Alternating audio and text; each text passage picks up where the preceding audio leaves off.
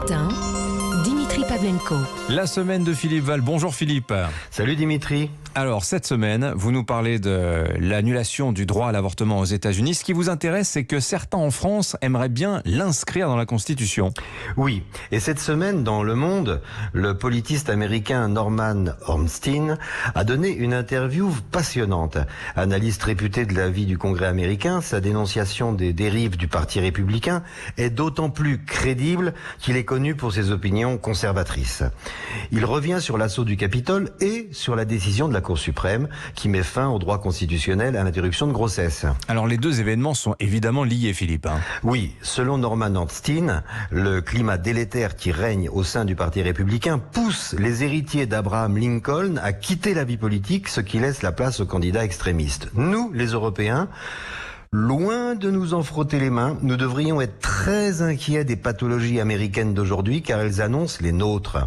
En France d'ailleurs, il semble qu'on ait compris l'avertissement puisque dans les heures qui ont suivi la décision de la Cour suprême, de nombreux parlementaires de gauche et de droite ont accueilli favorablement la proposition de faire du droit des femmes à interrompre une grossesse un droit constitutionnel, ce qui serait parfaitement conforme d'ailleurs à l'esprit de la Constitution française. Alors c'est là que nous devons pousser un petit soupir de soulagement alors. Et oui, car si notre arsenal nucléaire, notre industrie, notre puissance industrielle sont nettement inférieurs à ceux du géant américain, pour ce qui est du droit, il se trouve que nous sommes beaucoup mieux armés. La Cour suprême a pu prendre cette décision tragique pour les femmes parce qu'elle conteste une interprétation votée en 1973 du 14e amendement concernant la protection de la vie privée. En France, c'est pas du tout la même chose. En 1976, la loi Veil s'appuie sur l'égalité homme-femme, elle-même garantie par la laïcité, car on a trop tendance à l'oublier, l'inégalité homme-femme s'appuyait sur des arguments religieux. Or, contrairement à la Constitution américaine, notre Constitution à nous est claire et nette dès sa première ligne. La République est indivisible, laïque, démocratique et sociale. Dans le sujet qui nous intéresse, le mot important est laïque. En France, revenir sur le droit à l'avortement, ce serait revenir de proche en proche sur la séparation des églises et de l'État, c'est-à-dire sur la loi de 1905. Bon, alors qu'il est, ce que vous venez de dire, revenir sur la séparation de l'Église et de l'État, ça paraît inimaginable.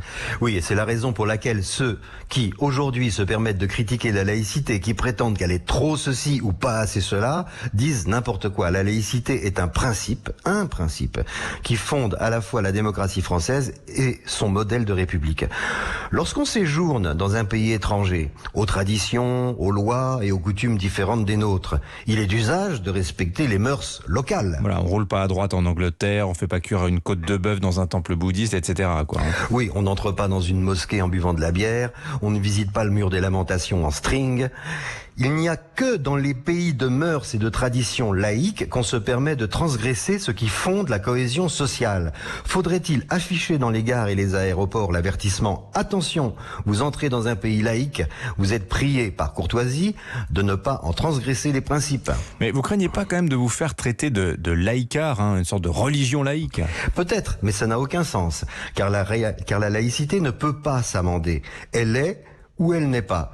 Elle ne peut être ni moins ni plus sans cesser d'être ce qu'elle est. Vouloir l'accommoder, c'est vouloir améliorer la coque d'un bateau en y faisant un trou. Peu importe que le trou soit énorme ou minuscule, la voie d'eau finira par faire couler le navire. Et inutile d'en douter, ce sont les femmes qui les premières feront naufrage. Je vous savais pas prof de droit, mon cher Philippe. C'était très intéressant votre raisonnement. Merci beaucoup Philippe.